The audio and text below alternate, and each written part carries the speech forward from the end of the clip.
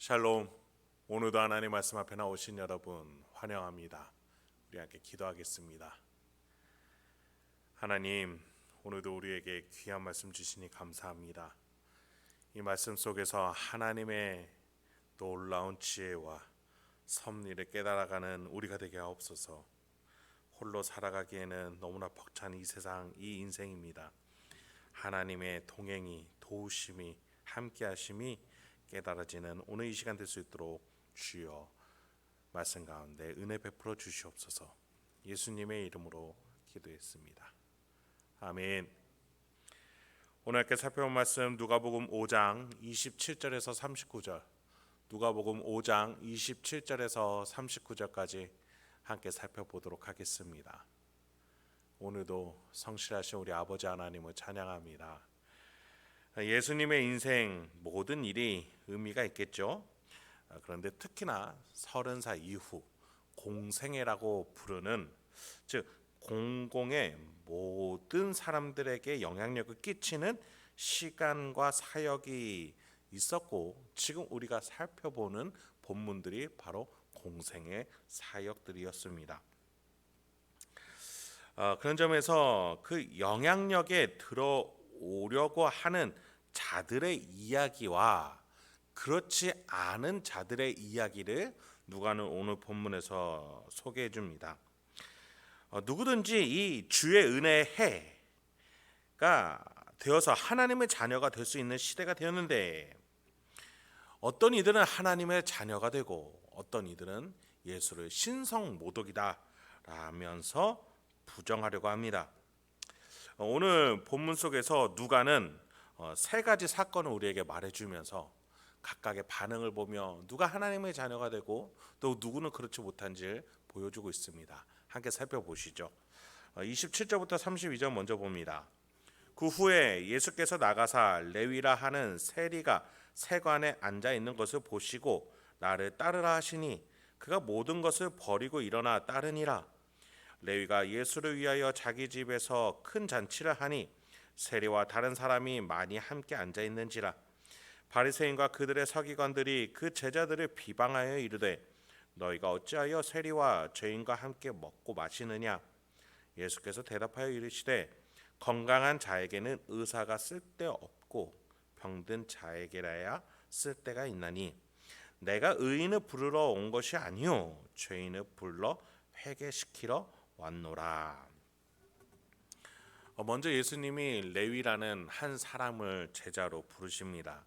베드로와 같이 예수가 찾아가셔서 섭외하셨어요. 그런데 그 제자의 직업이 문제였습니다.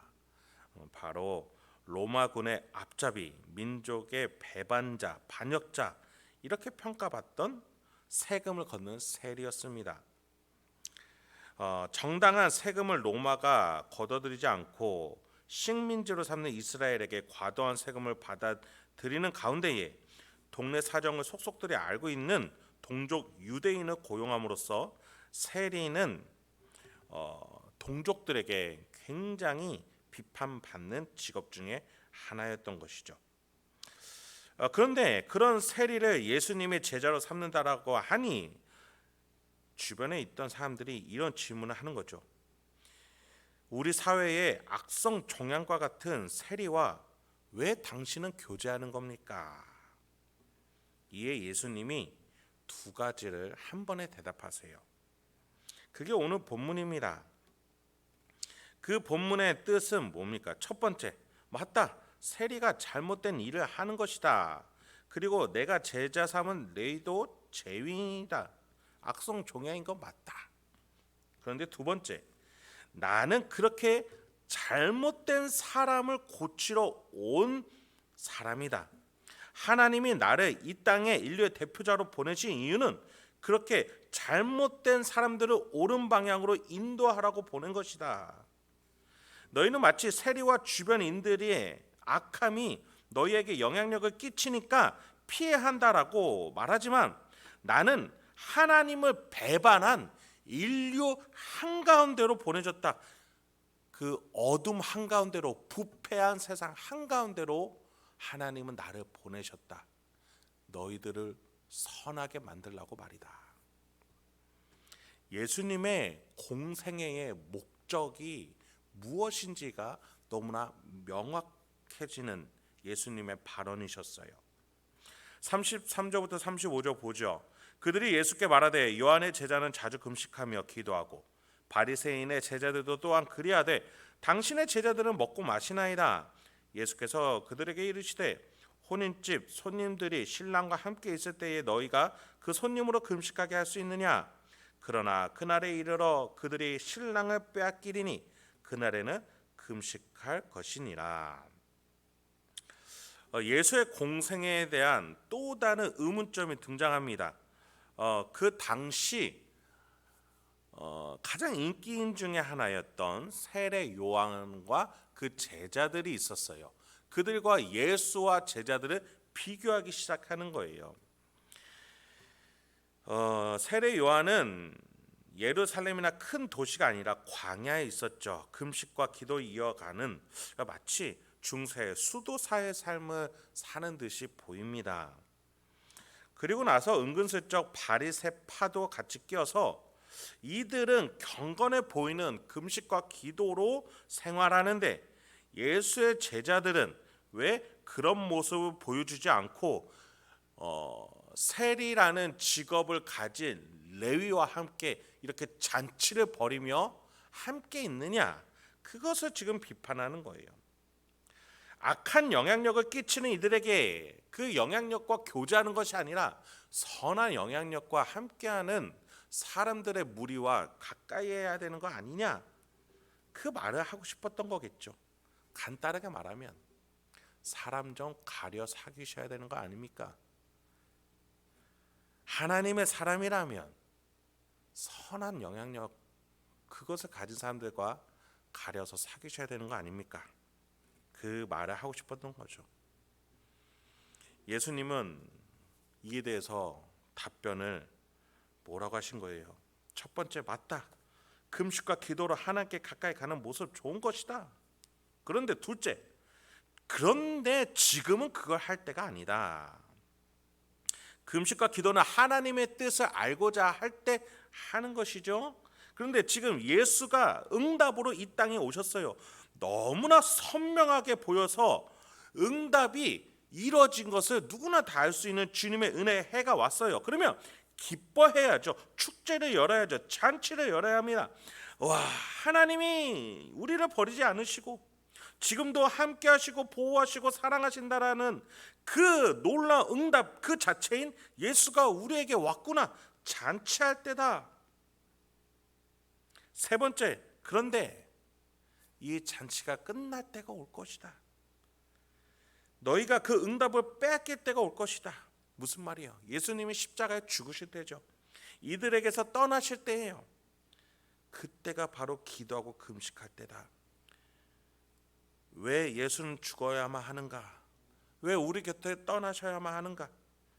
그것을 가지고 너희가 기도하고 금식할 때가 올 것이다. 그 이야기를 하시는 것이죠. 그렇습니다. 예수님이 십자가에 못 박히실 때 그들은 왜 하나님은 자신의 독생자를 죽게 하셨는가? 또 예수님이 승천하여 올라가실 때 그들은 마가의 다락방에서 기도했습니다. 왜 예수는 부활하셨음에도 우리를 떠나줘야 하는가? 하나님의 뜻이 무엇인지 구하고 또 그것을 고민할 때가 있는데 지금은 아니라는 것이죠. 예수님이 자신의 인생 공생애의 그 과정을 말씀하시면서 언제 금식할 때이고 언제 잔치를 해야 될 때인지를 말씀을 주고 계시는 거예요. 마지막으로 36절부터 38절입니다. 또 비유하여 이르시되 새 옷에서 한 조각을 찢어 낡은 옷에 붙이는 자가 없나니 만일 그렇게 하면 새 옷을 찢을 뿐이요 또 새 옷에서 찢은 조각이 낡은 것에 어울리지 아니하리라. 새 포도주를 낡은 가죽 부대에 넣는 자가 없나니 만일 그렇게 하면 새 포도주가 부대를 터뜨려 포도주가 쏟아지고 부대도 못 쓰게 되리라. 새 포도주는 새 부대에 넣어야 할 것이니라. 묵은 포도주를 마시고 새 것을 원하는 자가 없나니 이는 묵은 것이 좋다 함이니라. 공생의 목적지는 제자가 된 세리 레위와 사귐으로 말씀해 주셨어요. 공생의 과정은 예수의 자신의 인생이 어떻게 앞으로 펼쳐질지를 말씀하시면서 얘기해 주셨어요. 마지막으로는 비유를 들어서 말씀해 주세요. 옥수선과 포도주 담는 일을 두고 예수의 공생애가 가지는 본질적인 의미, 그것에 대해서 말씀하고자 하시는 거예요. 이 두 가지 일, 옥수선과 포도주 담는 일이 어떻게 예수의 공생애라는 일을 설명할 수 있을까요? 여러분, 이 세 가지가 의미하는 게 다 뭐예요? 새로운 시대가 됐다는 거예요. 새로운 것이 왔다는 거예요. 이전 것은 두고 새로운 시대에 걸맞는 새로운 마음과 새로운 사고 방식으로 나가야 될 때가 왔다라는 거예요. 하나님이 그것을 위해서 예수님에게 이 땅을 보내셨고 공생애로 사역하면서 주의 은혜의 해가 어떻게 이루어졌는지를 말하게끔 하셨다라는 것이죠. 새로운 포도주는 발효가 되기 때문에, 그래서 낡은 포도주에 넣으면은 더 팽창해서 터져버리기 때문에 아직 팽창할 힘이 남아있는 새 포도주 가죽 부대에 넣어야 합니다. 낡은 옷을 기울 때도 마찬가지입니다. 새로운 옷감을 넣으면은 그 두 가지가 서로 사용감이 다르기 때문에 결국에는 무엇 하나가 헤어져서 또 수선해야 되는 일이 다가옵니다. 새로운 시대에는 새로운 마음, 새로운 사고방식, 새로운 영성으로 다가서야 합니다. 그런데 33절처럼 묵은 포도주를 마시고 새 것을 원하는 자가 없나니 이는 묵은 것이 좋다 함이니라. 내가 과거에 가지고 있었던 것, 내가 그간 해왔던 것, 내가 여전히 나만이 고수하는 나만의 신앙생활 방식으로 나는 있겠다 하는 자는 새로운 것을 받아들일 수 없다라는 거예요. 여러분, 이전의 사고방식을 가지고 하나님의 은혜를 받아들이려고 한다면, 나의 편협한 생각과 고집과 아집을 가지고 예수 그리스도의 새로운 시대를 받아들이려고 한다면 그것은 터져버릴 수밖에 없고 기웠던 것이 해질 수밖에 없는 그러한 더 망가뜨리고 엉망진창이 될 수밖에 없다라고 예수님은 경고해 주고 계세요. 여러분, 예수님이요 마태복음 10장 34절에서 이렇게 말씀하신 적이 있어요. 내가 세상에 화평을 주러 온 줄로 생각하지 말라. 화평이 아니요 검을 주러 왔노라. 내가 온 것은 사람이 그 아버지와 딸이 어머니와 며느리가 시어머니와 불화하게 하려 함이니 사람의 원수가 자기 집안 식구니라. 아버지나 어머니를 나보다 더 사랑하는 자는 내게 합당하지 아니하고 아들이나 딸을 나보다 더 사랑하는 자도 내게 합당하지 아니하며 또 자기 십자가를 지고 나를 따르지 않는 자도 내게 합당하지 아니하니라. 하나님이 주신 주의 은혜의 해 예수 그리스도가 이 세상의 기준이 되어 주셨어요.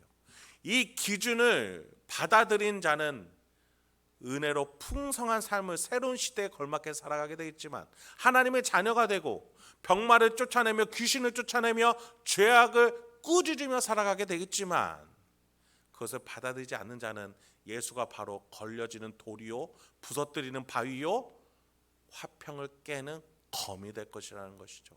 그것이 가족지간일지라도 말이지요. 그래서 예수라는 새로운 기준에 대해서 어떻게 우리가 고민해야 될지 오늘 본문 속에서 우리가 생각해 볼 수 있어야 하겠습니다. 말씀을 마치도록 하겠습니다. 여러분, 오늘 세 가지 사건을 통해서 또 이야기를 통해서 예수님이 자신의 인생이 무엇을 의미하는지를 우리에게 말씀해 주셨어요. 우리가 믿는 예수는 이처럼 우리의 기준이 되어 주시고 또 누구라도 하나님의 자녀가 될 수 있다는 사실을 말씀하시기 위해서 이 땅에 와주셨습니다. 저와 여러분이 이 세상에서 어떠한 가치를 가진 사람이든지 그것과 상관없이 예수님은 우리를 불러주시고 우리와 함께 해주시고 새로운 영적인 시대로 이끌고 가고 계시는 우리의 대표자 되신 줄 믿습니다. 그 예수님과 함께 오늘도 명예롭게 승리하시는 저와 여러분 되길 소망합니다. 함께 기도하겠습니다. 하나님, 오늘도 우리에게 귀한 말씀 주시니 감사합니다. 이 말씀을 통해서 우리가 오늘도 어떠한 판단과 어떠한 기준과 어떠한 선택을 하며 언행을 가지고 나가야 될지 하나하나 깨달을 수 있도록 주여 도와주시옵소서. 우리 심령의 불안과 초조, 염려, 근심, 걱정 다 내려놓고 예수 그리스도의 영이신 성령 하나님이 내 안에 함께 계심을 믿으며 우리 삼위일체 하나님이 열어놓으신 그 놀라운 하나님의 자녀다운 명예로운 삶의 길이 열렸음을 믿으며 당당하게 걸어나갈 수 있는 우리 성도님들과 제가 될 수 있도록 주여 인도하여 주시옵소서. 예수님의 이름으로 기도했습니다. 아멘.